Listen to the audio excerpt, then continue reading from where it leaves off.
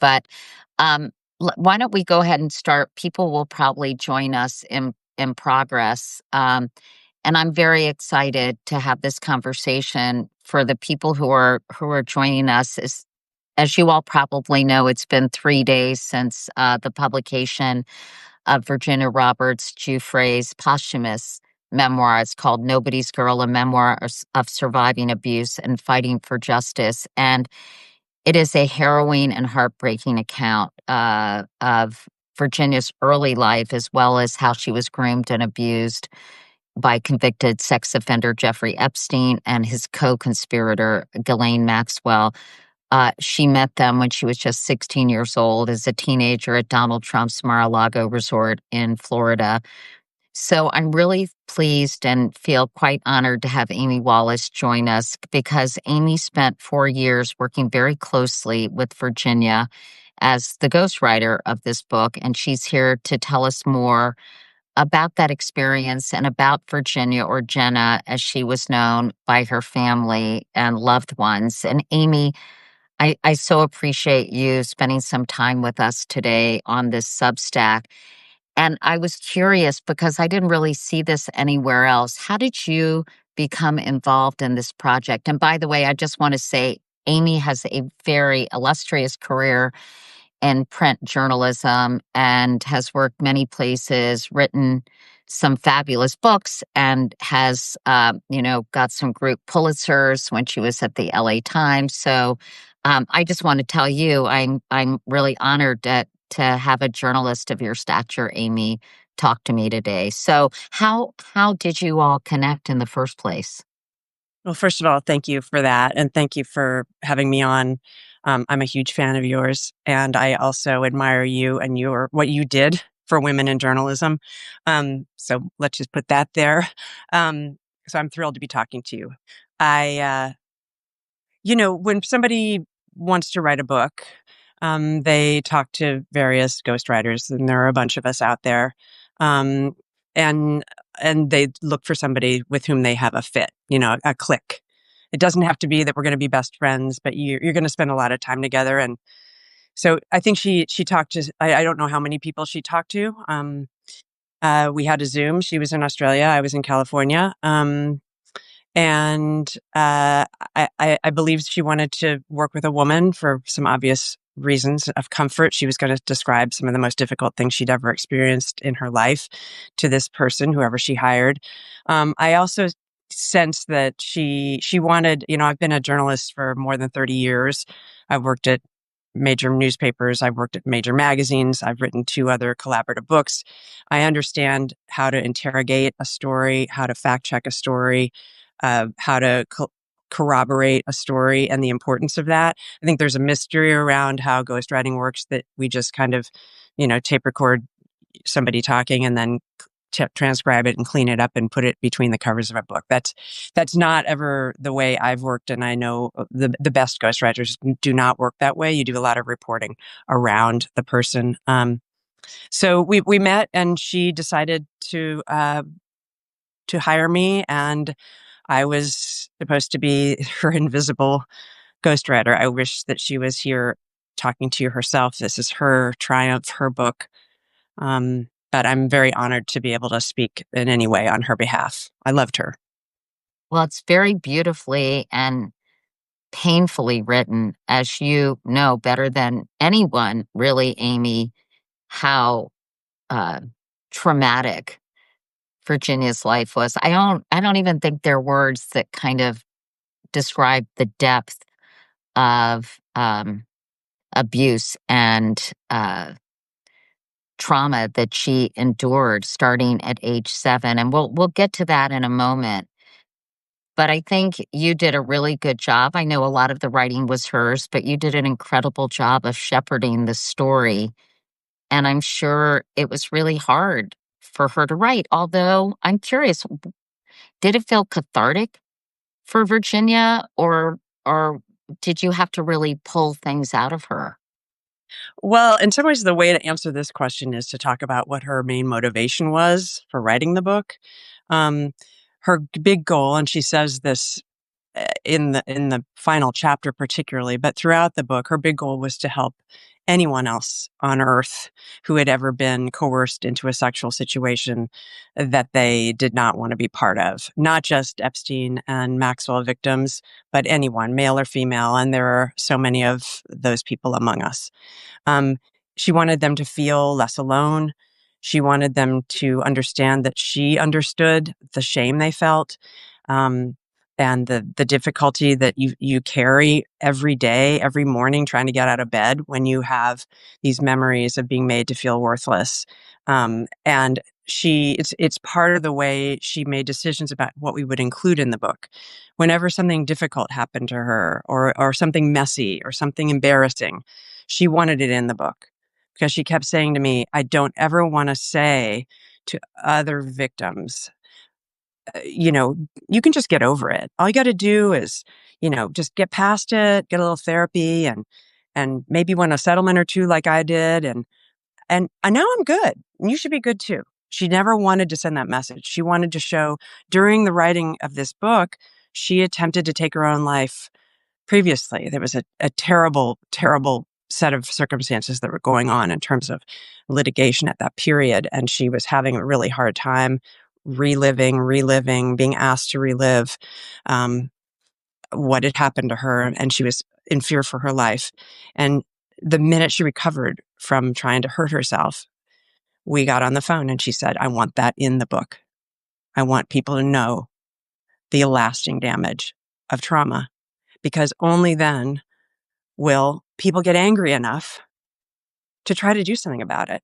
This stuff that we're writing about here is not just about two apex predators who monsters, rarities. This is about something that's going on in our culture. It's fetishization of young girls and misogyny. And that women who come forward who say that they have been hurt, particularly when they say they've been hurt by powerful, wealthy men, are sluts who shouldn't be believed. And that's gone on since the beginning of this. Virginia was not the first person to come forward. She was the first person to come forward and put her name on it. But Annie Farmer and Maria Farmer, they came forward before and went to the FBI and tried to get something done about this, and nothing was done. So it's been going on for decades now. We've been waiting for somebody to do their jobs in law enforcement. And there are numerous women, brave women, not just Virginia, who have come forward and helped them with that. And still, we have nothing to show for it. So there were, I say all that because Virginia was such an open-hearted, loving person, which is in itself a triumph. When you've been betrayed the way she was betrayed by people in your life, you could just shut down, say, I don't trust anyone. And she wanted to make this world a better place for all of us, for our kids, not just hers. So in that way, the book is a tough road at times. We tried to make it, she turns to the reader at times during the book. Right. She says, look, I know this is a lot. I live with it every day, and I know it's hard to read. Please keep coming with me. Please, I will help you with it. And we show you a beautiful scene from her life, not present, to give you a break. But the first half of the book is tough. But we tried to present her as a woman in full. She was complex, and she had her highs and her lows, and she had resilience, and she had moments of total weakness where she felt worthless.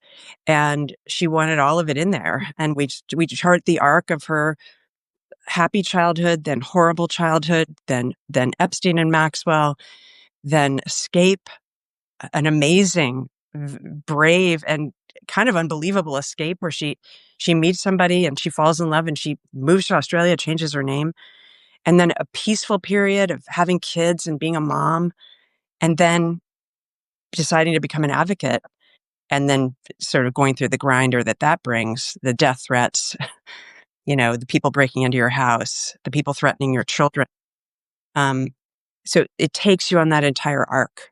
And even though obviously she died in April, tragically, way too young at the age of 41. But I still think that there's inspiration in this book. She was a person who was willing to stand up for all of us. She didn't graduate from high school. She didn't have any money when she was small, when she was growing up. She was just an average woman who went through the meat grinder and kept on fighting. And she's an American hero, if you ask me. You do describe her as this loving, open-hearted person, but also with this undercurrent of fierce determination. So I think you did a good job of presenting her as a woman in full. And I think one of the interesting things I wanted to ask you about before we talk about the real guts of her story is the foreword that you wrote after Virginia died by suicide in April. And that provided more context into what she was dealing with in the months leading up to her death. Can you tell us why you wrote it and kind of what was transpiring and why it was important, not only, I guess, mostly to Virginia's family, right? Because she didn't know you were writing this forward before she died. This happened after she died.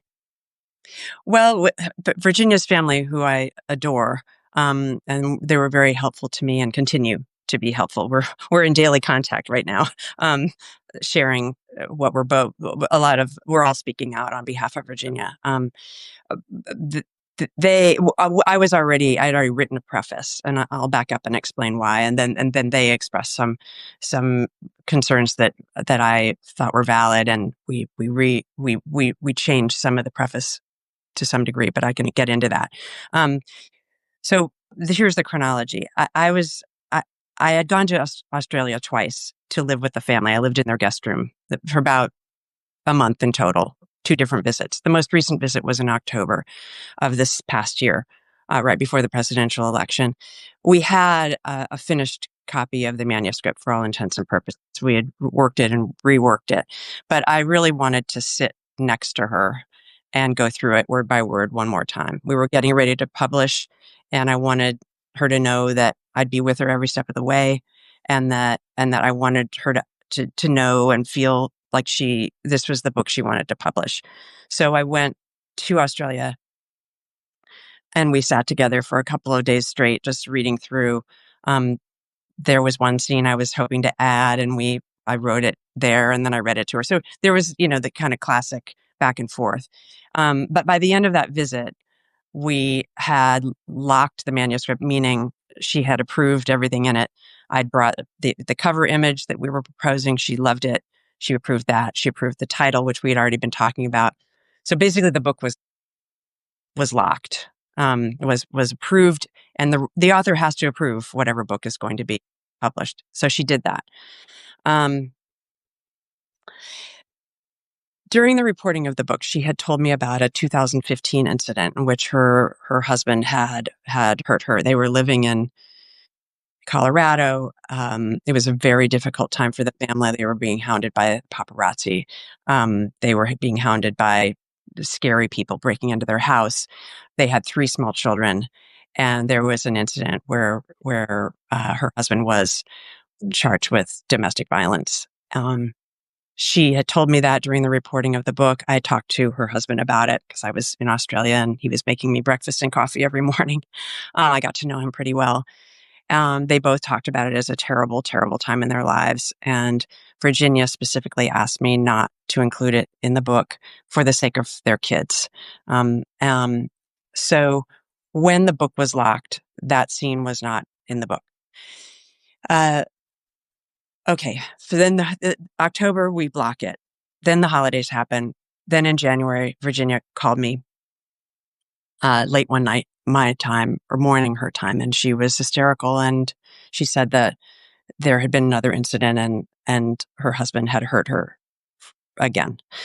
I made sure she was in a safe place. I offered to call her mom and her older brother, Danny, which I did do. And at that point, obviously, I knew things were not good. At that point, she and her husband were estranged. And there was a battle over the custody, and there were charges back and forth. Anyway, we could go on and on. Point being, We knew things were bad. And then she issued a statement before her death to People magazine about the 2015 incident that I already knew about. So now that was public. So separate and apart from those issues, we knew we were publishing a book that was going to come out. People knew she had died, and it was very public when she committed suicide. So I was writing a preface to try to help people understand how this book came to pass, that I had received an email from her just weeks before her death saying, in the case of my passing, I, I want this book published not just for myself, but for all survivors of sexual abuse. It's an important issue. We wanted to talk a little bit about how we had corroborated her story. The author of the book was no longer alive. And so suddenly I had to step out of the shadows and say, look, this was the process. We don't go into the entire fact checking process or reporting process, but I reported around her. I know how to do that. I have history doing that. So the preface does several things. It fills you in on process. And then it also talked about what she had made public. My commitment is, this is her book. I'm going to tell you what she has made public and what I know about personally. And so we mentioned all of those incidents, those two incidents that I knew about that she had told me about in her home life. Um, and And can yes, I just interrupt you for 2 seconds? After she called you very upset, that was in January, right, Amy? Did mhm. she say, did she change her mind, or did she talk to you about including some of these incidents in the book, or was she still at that point trying to protect her husband? She never even spoke about the book. Believe, it was obviously such an upsetting situation.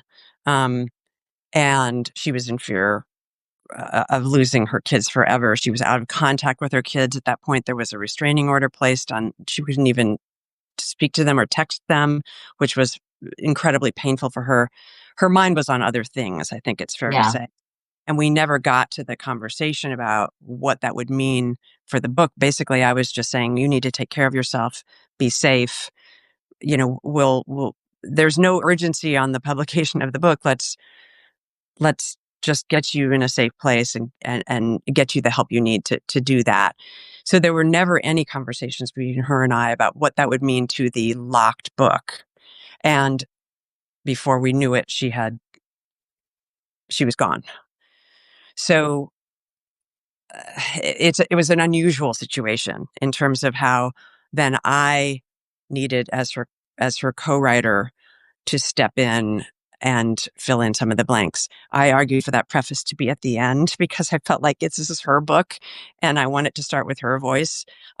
Several people have told me they're glad it's at the beginning because they needed the explanation at the beginning. And I think that was the right call. But, you know, Because she had talked about her husband, her then husband, in pretty flattering terms, right? And I think the family, because I spoke to Danny yesterday, and I think they felt, I think that wasn't a true reflection of the person he actually was and their relationship, right?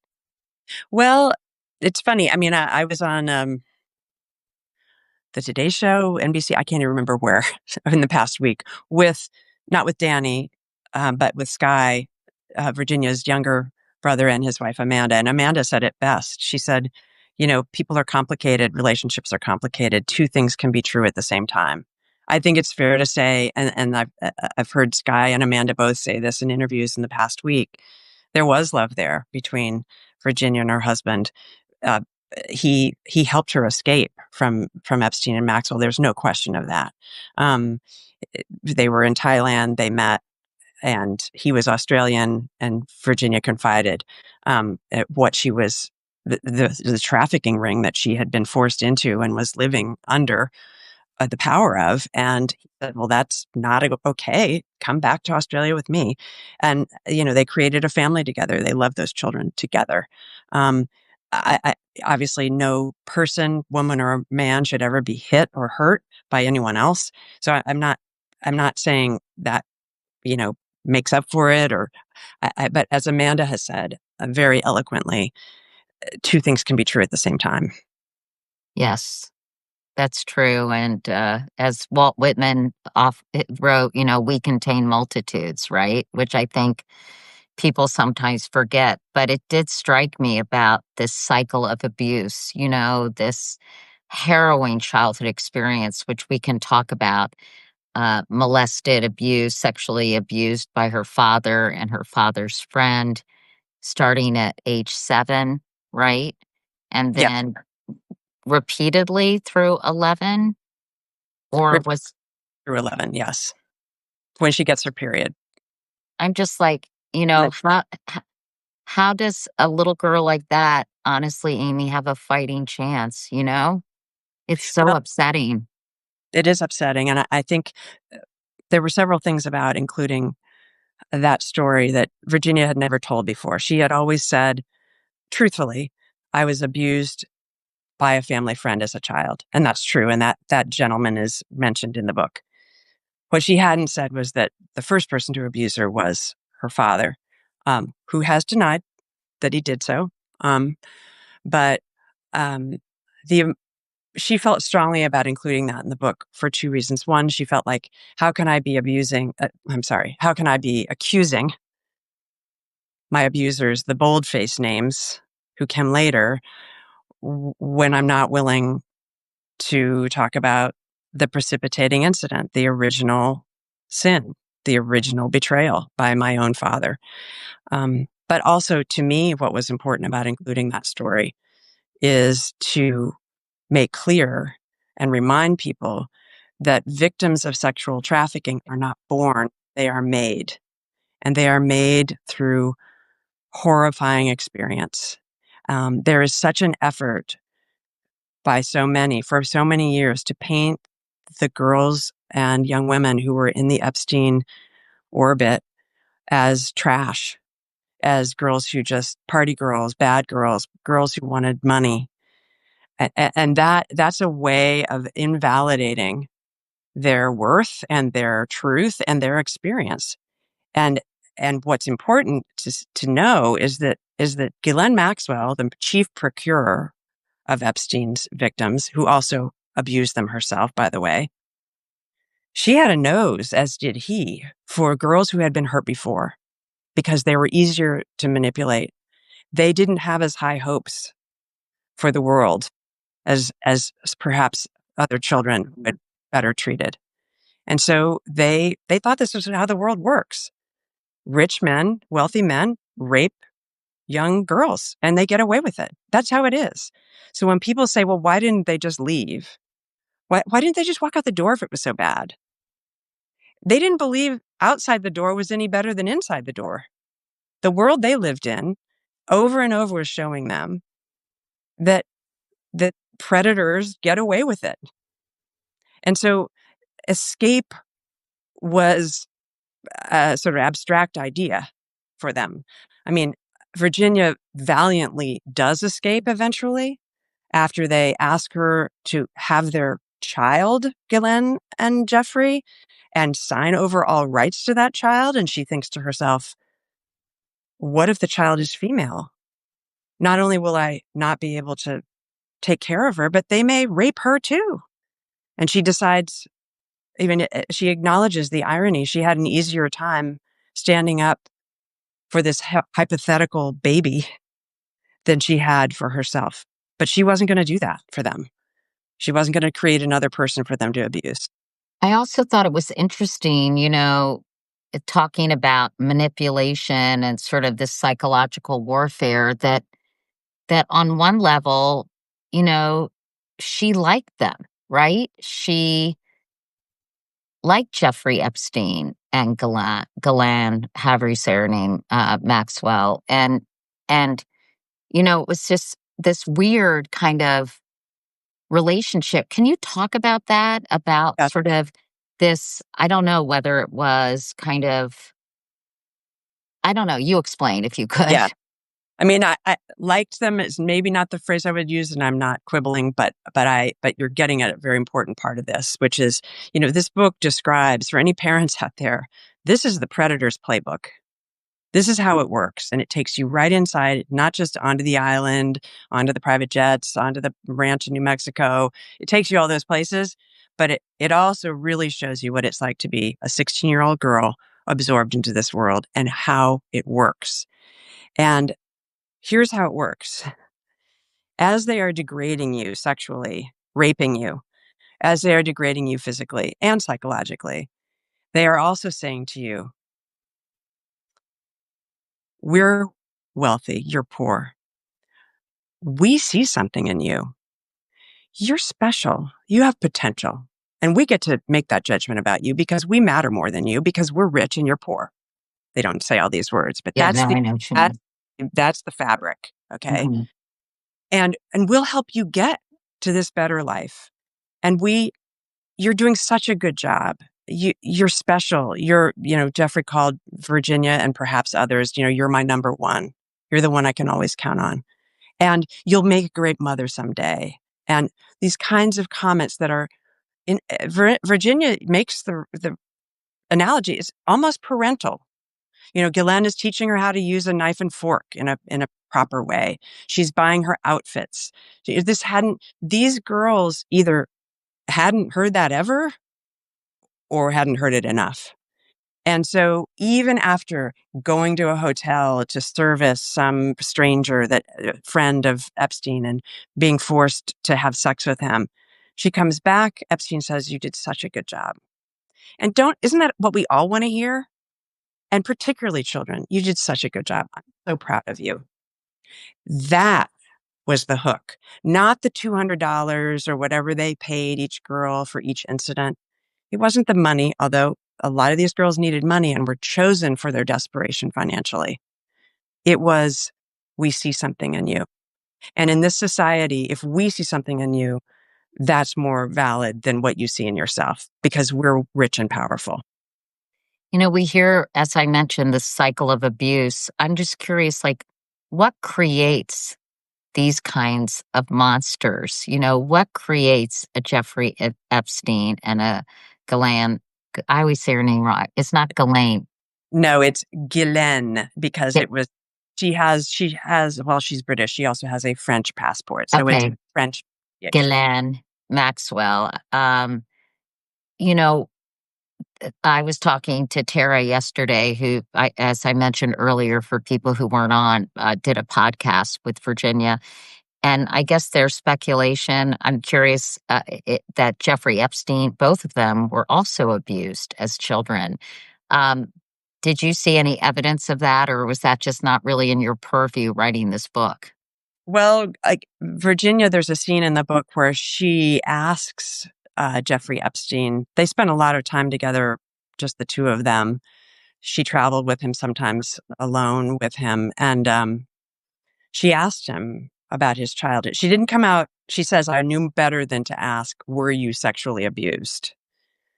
But because of his bizarre pseudoscientific justifications for his behavior that he could explain, he had to have sex 3 times a day. It was a biological necessity. And he validated the reasons that he had sex with young girls that as long as they had started menstruating, they were capable of having a baby. So they were a woman, even if they were 12 years old.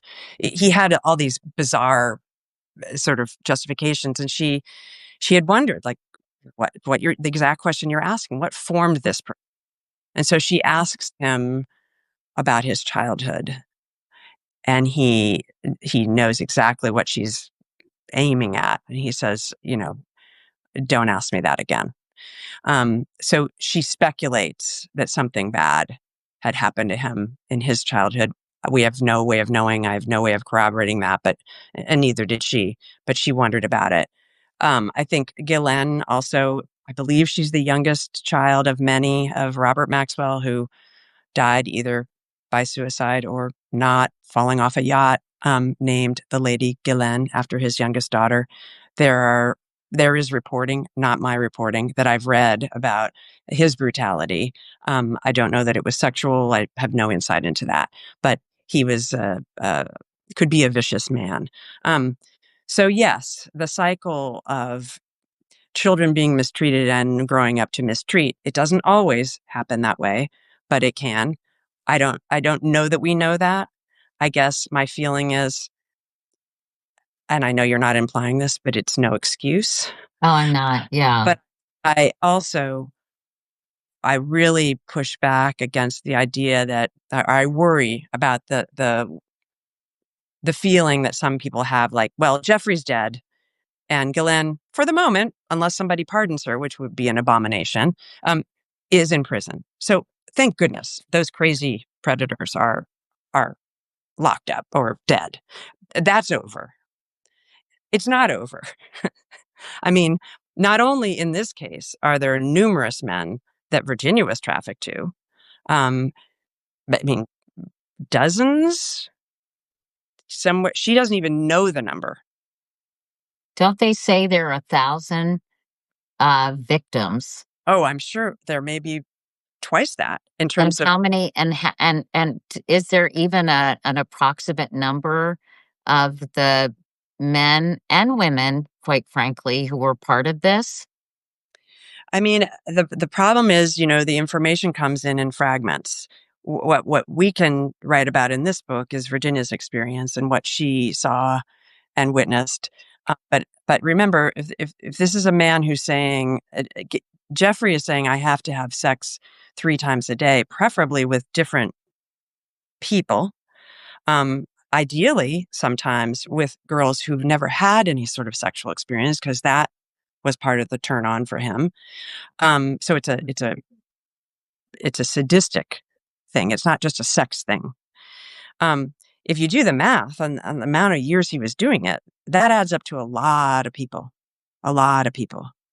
And so it's hard to know exactly. A lot of victims A we're lot of talking about. survivors.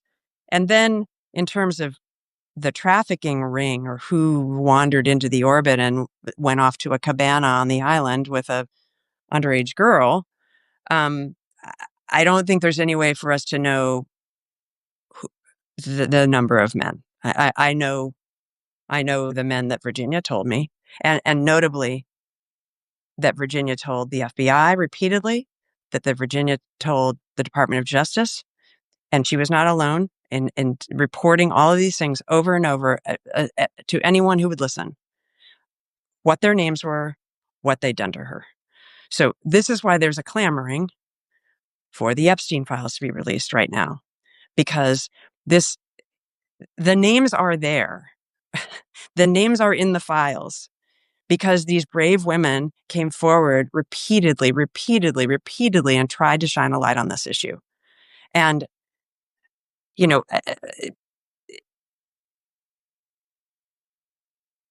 Uh-oh. Wait a second, everybody. Hold on. I think you froze for a second, Amy. Hold on 2 seconds, everyone. Sorry about this. Amy, hi. You froze just for a sec.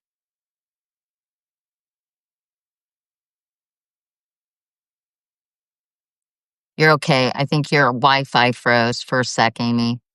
Here, it says her internet is unstable. Hi, everyone. Just stay. Be patient for a second. Sorry, Amy, your internet just went out a teeny bit. I don't know what's going on. I think your internet just went out a little bit, or it was unstable, the connection. Yeah, It's okay. right. Um, Is it better now? Not sure what to do there. I think you're okay. Is there another place in your house where the Oh, but internet is I can hear you. okay? All right. You were just freezing a bit, and maybe it'll come back. It says I have full bars, but I will attempt. Come with Okay. me throughout my home. Okay. Yeah, it'll probably come back too. I think it was just shaky there for a moment, but you Am I froze here? when yeah. Let's see. Shoot. That's okay. Don't worry. This is one of the things about Substack. It's like people are very forgiving and they know that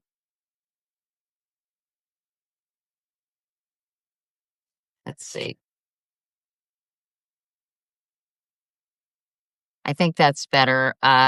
Kathleen is saying you're good here. I wonder if it's mine. Can everyone see? Here we go. Amy, I think Yeah. it's okay. Yeah. But she's still freezing a little bit, but I think you're fine. Huh? I'm seeing it with us. Okay. You froze, Amy, when you were talking about all the people and all the survivors had given these names to the FBI and the Department of Justice, and that's why there's such a clamoring for the Epstein files. Yeah, I mean, there's a clamoring for the Epstein files to be released because people are basically sick of it. They're sick of learning and knowing and seeing, in this instance, as well as many others, that wealthy, powerful people don't live by the same rules as the rest of us. And this is a particularly egregious case of that. Um, but but beyond that, the Department of Justice needs to do its job. Amen to that. Law enforcement needs to do its job. The the the burdens are always placed on these women to not just come forward bravely once or twice or be interviewed as many times as law enforcement needs to talk to them, which they do, but then to repeat and repeat and repeat to keep the spotlight on the issue. And they've done their job. And this book does its job, even though I think I was in the middle of saying when we froze, um, you know, there are names in this book. There are also other references to men who she does not name. And she explains that in the end of the book, what those decisions were. And, any victim that comes forward has to weigh the costs and the payoffs of trying to hold their abusers to account. And the payoff, obviously, is that you get to tell people what they did to you and try to make the world a better place. But the costs, I mean, you immediately lose your privacy. That's a given. But in Virginia's case, she received a credible death threat. The FBI calls her up and says, "We have a credible death threat on your life. You need to take cover." And she and her family rent a camper van and they drive into the wilds of Australia and live there for 3 weeks and then realize, we have 3 kids. They go to school. What, are we going to just stay in the woods forever? So they have to just go back. They don't have any private security detail. Their house was broken into. She was you know, told either directly or indirectly by various men whose names she had named in depositions, which are public now. These names are public. You can read them, any of you. She was told, take our names out of your mouth. And either that means we'll hurt you, or it means we'll hurt your kids, or it means we'll keep you in court for the rest of your life. And we'll keep on asking you to repeat and repeat and repeat the most awful things that were ever done to another person over and over. So buckle up for that. So these women, Virginia among them, came forward bravely and they gave their testimony there's a scene in the book where after Jeffrey Epstein dies, Judge Berman, I believe it is, holds a hearing and says, we're no longer going to be able to convict this man, but I'm going to hold a hearing where all of you women, all you victims can come forward and talk about your experience. Very amazing thing that the judge did. He didn't have to do it. And they all go and they all stand up in public court and they talk about what happened to them and why his death is such a tragedy because he needed to be held to account. And then afterwards, they are taken into a private room where Department of Justice officials thank them from the bottoms of their hearts about how much they have said and helped and how much they need their help more. And Virginia says, I know I went and talked to them. And I know several of my survivor sisters, that's what they all call each other, did so as well. So where is that information? It's in the Epstein, what we're calling the Epstein files. It exists, as does, in all likelihood, whatever they took out of Jeffrey Epstein's townhouse in Manhattan when they picked him up at Teterboro Airport, which he was surprised by, and they blasted down the door with a battering ram of his Manhattan townhouse at that very moment. Unlike when they investigated him in Palm Beach in previous years, where he had clearly been warned and there were wires sticking out of the wall and the computers had been taken away. But But there is reason to hope that they surprised him that time when they picked him up. And so that stuff that's in that house, videotapes potentially, his trophy closet of pictures of young girls, that stuff is there. And potentially that means there are videotapes of men in those bedrooms, which he had cameras in all of them, who are abusing underage girls. That's how you get these guys. You say that some of it is public. Some people, you can have access to some of the testimony of these survivors. Um, w- where would one be able to find that? The Google, the Google will tell you. There are 4 document dumps. They are public. They're easy to find. There are thousands of pages. I've read all of them. Some of them are repetitive, so get ready to have a cup of coffee with you because it's going to take you a while to get through them. But it's depositions of all kinds. It's investigative reports. It's and little by little, different pages of each deposition were made public in the subsequent dumps. So those names are out there. But there are more names in these documents that the Justice Department has, correct? I mean, obviously, I'm speaking as an emissary of Virginia. I know what Virginia told them, or what she told me she told them. Um, I, I know other women bravely participated in that process as well. I know that from Jeffrey Berman, who was the U.S. attorney in New York, wrote his own book, and he describes this meeting I'm describing, where they thank these women in a private room for their help. So we know it. We know that information has been shared. We know it exists. And so the question is, remember, Donald Trump, former President Donald Trump, then candidate Donald Trump, hoping to be president again, campaigned on a plank of releasing the Epstein files. Why did he do that? Because it was very, very important to his base. But it's not a partisan issue. It's not a Democrat Republican issue. It's a human issue. It's do you care that some people get to behave abominably? Could be your daughter, and they don't pay the price for it. And some people pay the price. That's unfair. And Can I ask, can I ask maybe I don't know if this is a dumb question or not, but I feel like you won't mind. Did the Biden administration have access to this material, and could it have been released before Donald Trump became president? I mean, the short answer is yes, just only because of the dates of all of this. I mean, Virginia first comes forward in 2011. I think she talks to the FBI soon after that. So again, how many years ago is that? 14. Right.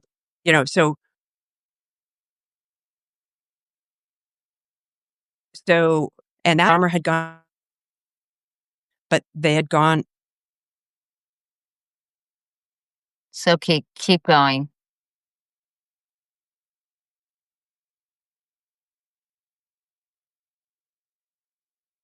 Uh, There's a Wi-Fi router. You can go next to that. Do you have a yeah, Wi-Fi? Do you have a Wi-Fi router you can go a little closer to? yes, this is not just a Trump administration.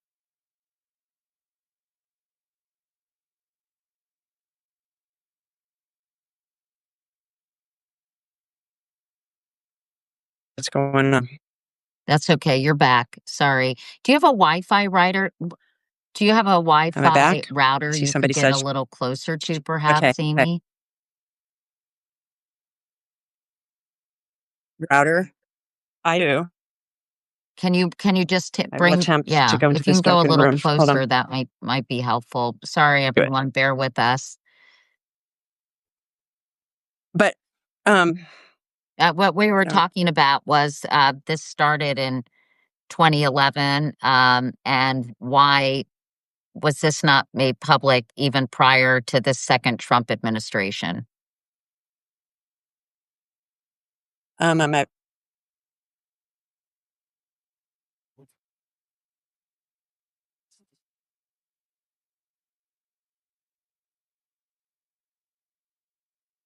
really nice notes from people. Yeah.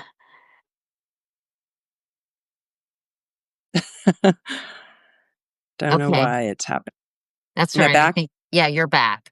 And Okay. you were saying this predates this second Trump administration.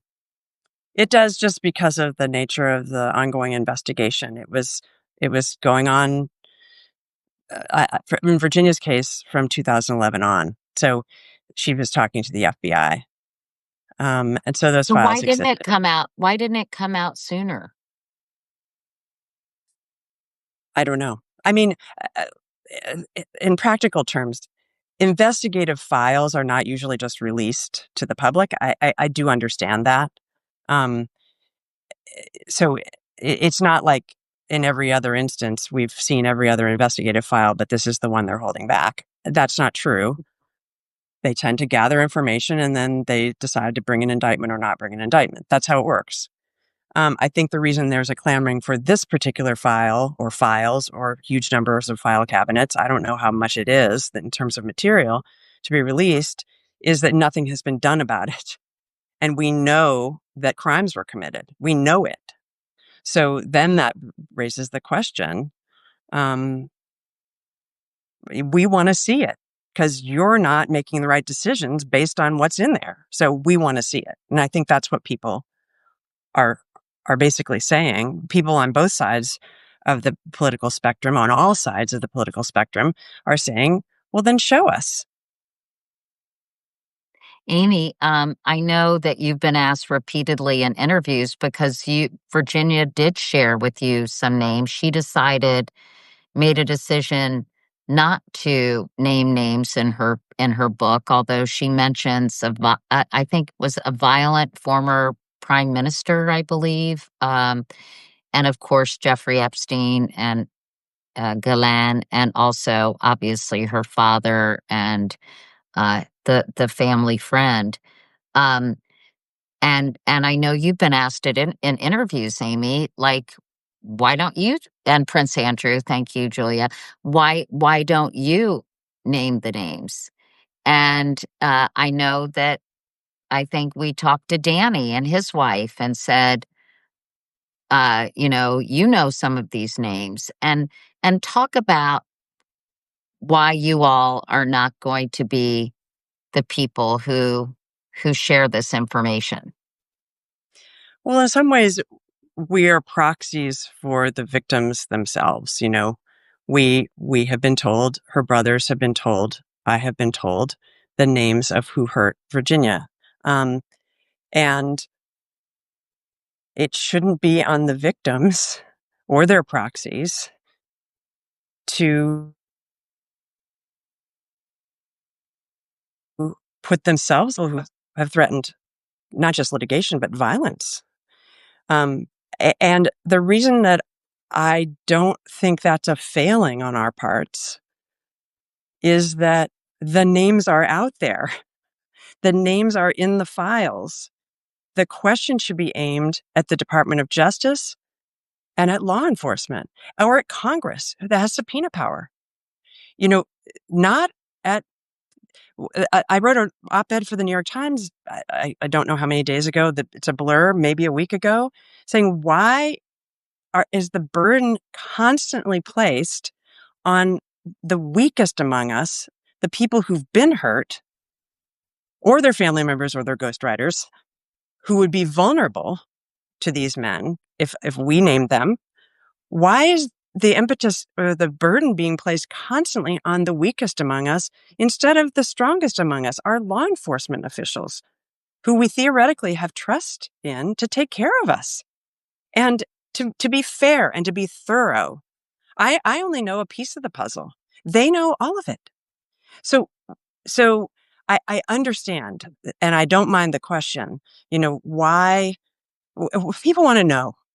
And if I'm coming out and saying, well, I know, because I'm a journalist, I can't write a book with a person telling me about various people and not interrogate who those people are. I couldn't just take her word for, well, there was some guy. We needed to know. I needed to know so that we could make this book as accurate and careful and nuanced as possible.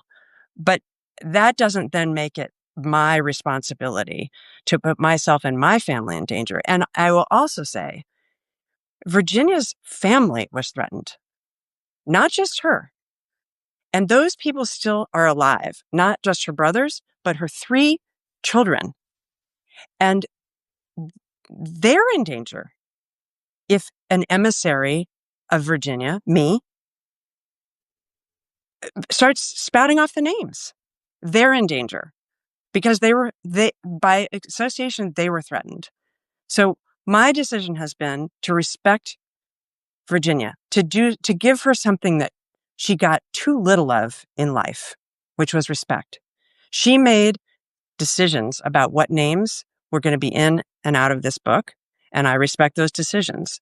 And furthermore, this book was never intended to just be a list of names, to be the Epstein client list. This book was intended to show you the arc of a woman's life who started off humble beginnings, had terrible things happen to her, escaped from Epstein and Maxwell, which some girls failed to do, unfortunately for them, who created a family, who was able to rebuild herself enough to have an open heart to then care about the rest of us and advocate for us, not just for her, for the world to be a better place. This is an American hero. I've said that in repeated interviews, and I really believe it. And even though she died tragically, sadly, and awfully in April, it's an inspiring story because it's a story of somebody who stood up for what was right to make, and we all need to be doing that. We all need to be doing that, men and women. Amy, do you think that, you know, as you mentioned, Congress has the power to subpoena these files? Mike Johnson is refusing to swear in the new member of Congress from Arizona, who could be the final vote that would require the release of these files. Do you? I feel like perhaps Virginia's book and the reception, and your book, I mean, with your help and the reception that it's gotten in the public, uh, may be the impetus for even more action. Do you sense that that might happen? Well, I hope it does, and it would mean so much to Virginia, if that were true.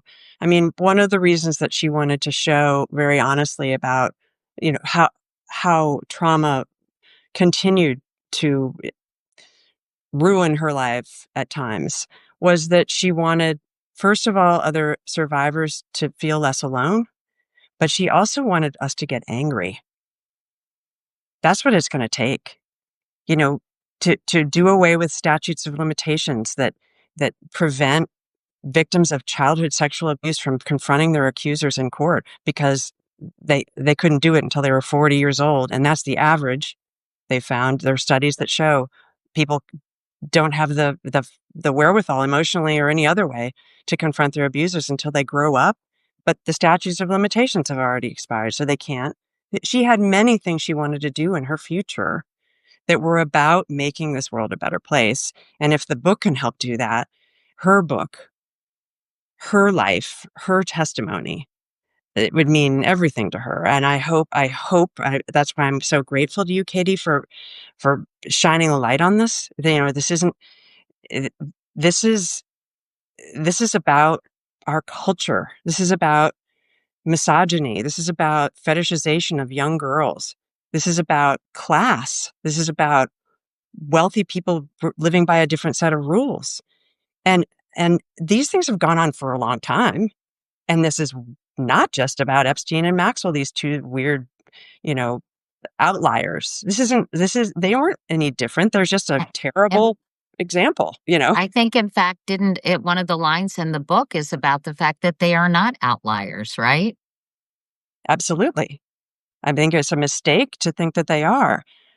And if they, I just, I mean, we haven't really talked about the pardon of it all, but the idea that anyone in this administration is considering putting a pardon forward for Ghislaine Maxwell, a, a convicted sex offender, a convicted trafficker. And in this book, you see she wasn't just the receptionist keeping the date book. She He was was an sexually, active participant. absolutely. She was sexually abusing girls and young women herself. She was forcing them to sexually service her. She was hurting them during sex. There's a scene that, just eat your Wheaties before you read it. It's tough. She hurts Virginia using some sort of sex toy, if that's the right word for it, because she's angry at her. This is a vile sex offender. And if that woman is let out of the minimum security prison that she has now for some reason been moved into, I mean, all bets are off at that point. Like that sends the message loud and clear. We just don't care. We don't care that you're upset about it. We don't care that you don't like it, that rich people get to hurt poor people willy-nilly. We don't care. We're just going to do it. That's the message that's going to send. So, I mean, we'll see. We'll see what decisions are made. But again, if this book can try to somehow refocus the narrative on the accurate narrative about Ghislaine Maxwell, she was not a victim of Epstein. She she may have had terrible things happen to her in her life previously, and for that, I feel sorry for her. But she took it out on others, and they were the youngest and most vulnerable among us.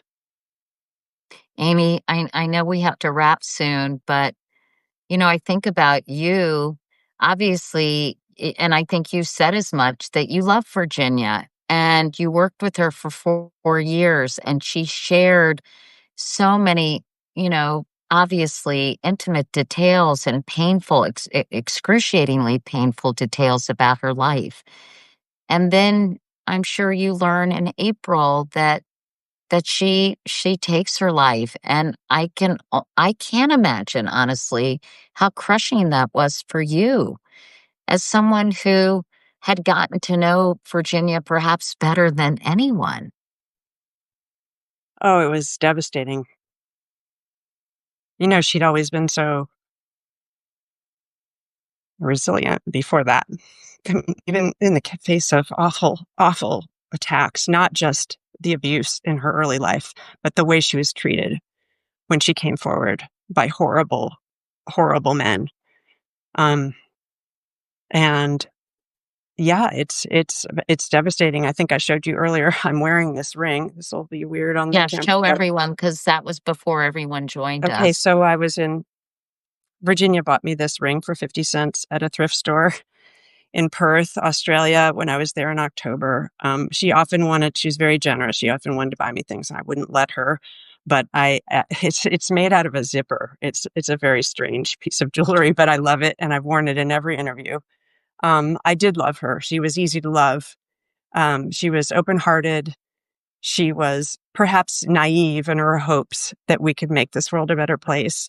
When we need more of us to try the way she tried. Um, and it has been exhausting, but an honor to try to speak up on her behalf. I wish she was sitting here with us all right now and that I was sitting somewhere nearby holding her hand. That was going to be my role.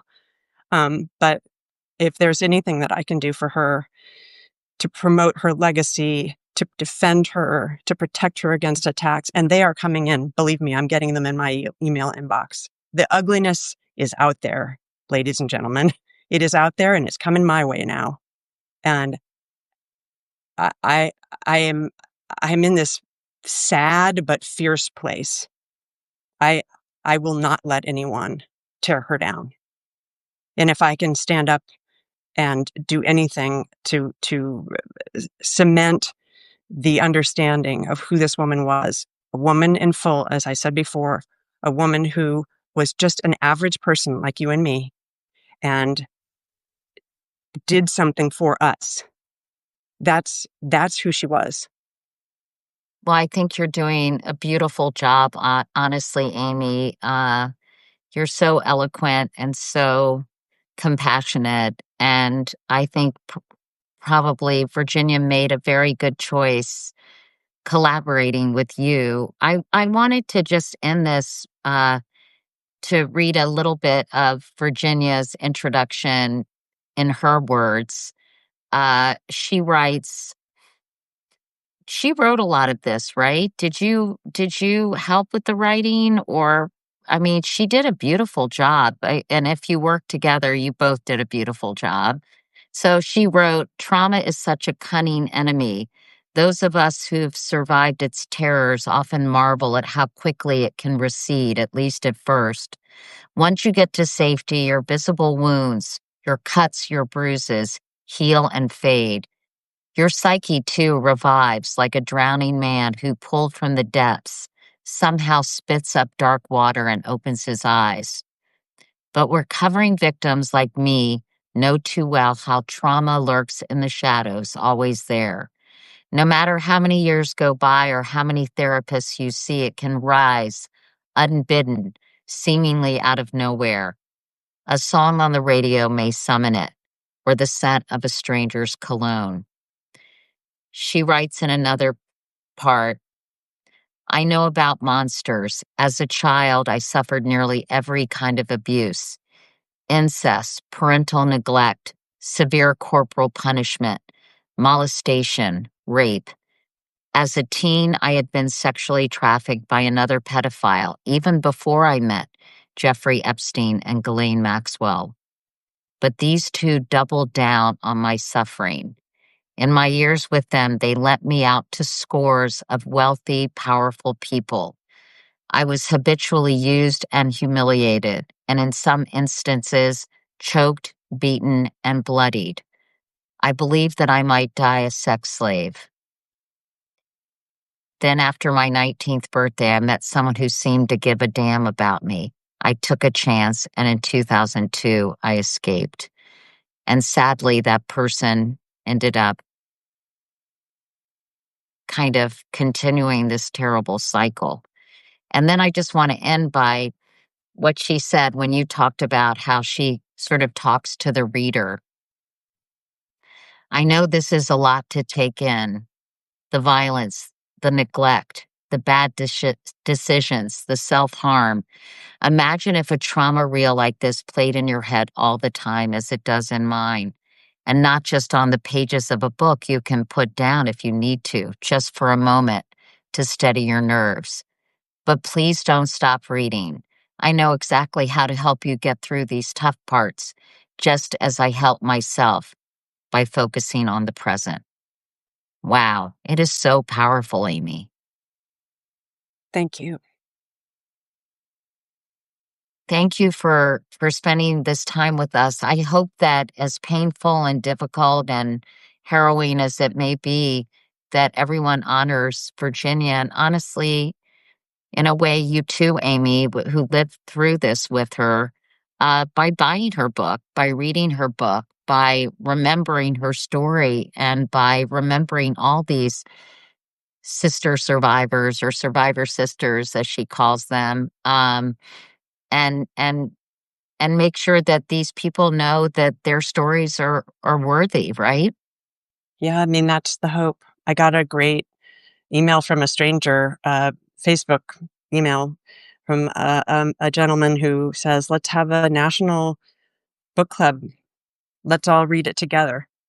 That's one way to get through it all together. Let's read it together. Let's talk about it. I love that idea. I mean, not for book sales, but you take it out of the library if you need to. You don't have to buy the book. But these are issues that need attention. And if she can help us focus that attention where it needs to be, then that's a huge victory. And it would mean a lot to her, I know, and it means a lot to me that people like you, Katie, are helping us spread that word. Well, again, Amy, thank you so, so much. And for everybody who joined this conversation, thank you. I can't think of a more important discussion to have finally for so many people. So, Amy, I hope we'll get to meet in person one day. I would love that. You know Me I would. too. Me too. Anyway, thanks again, everyone. And I think we obviously, everyone knows Nobody's Girl is the name of the book. And it's Virginia Giuffre's memoir. And I really hope that you all buy it and read it and support her. So thanks again, Amy. Thank you, Katie. I appreciate Okay. it. Bye, Bye. everyone. Bye.